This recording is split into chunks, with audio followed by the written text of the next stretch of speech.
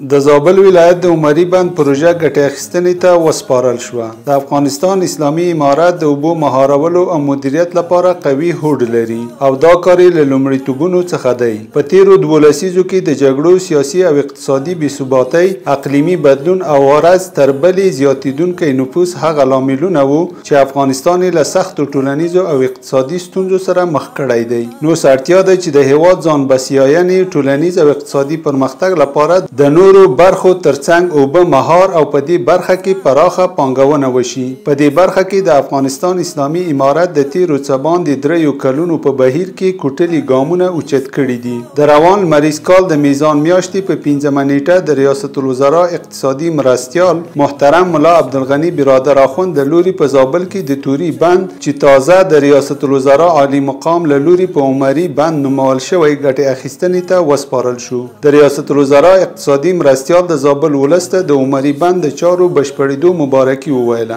او ژمنه یې وکړه چې په دې ولایت کې به د نورو پراختیایي پروژو چارې هم پیل شي. محترم ملا صاحب زیاته کړه د اسلامي امارت ټولو مسؤلینو د هیوادوالو د خدمت لپاره خپلې هڅې ګړندۍ کړي او د هیواد په بیلابیلو برخو کې په چټکۍ د زیربنایي پروژو چارې روانې دي. د یادونې وړ ده چې د عمري بند پروژه د زابل ولایت مرکز قلات ښار په 4 کیلومترۍ کې موقعیت لري چې د څه باندې 127 میلیونه افغانۍ په ارزښت د موسمي سیلابونو د کنټرول، د کرنیزو ځمکو د خړوبولو او د ځمکې لاندې اوبو د سرچینو د تقویې لپاره تطبیق شوی ده. دغه بند د 23 مترو په لوړوالي د 2.9 میلیونه متره مکعب اوبو د ذخیره کولو او د 1.8 کیلو واټه برېښنا د تولید ظرفیت درلودونکی دی. 580 هکتاره کرنیزه ځمکه خړوبوي چې زرګونه کورنۍ ترې ګټه اخلي.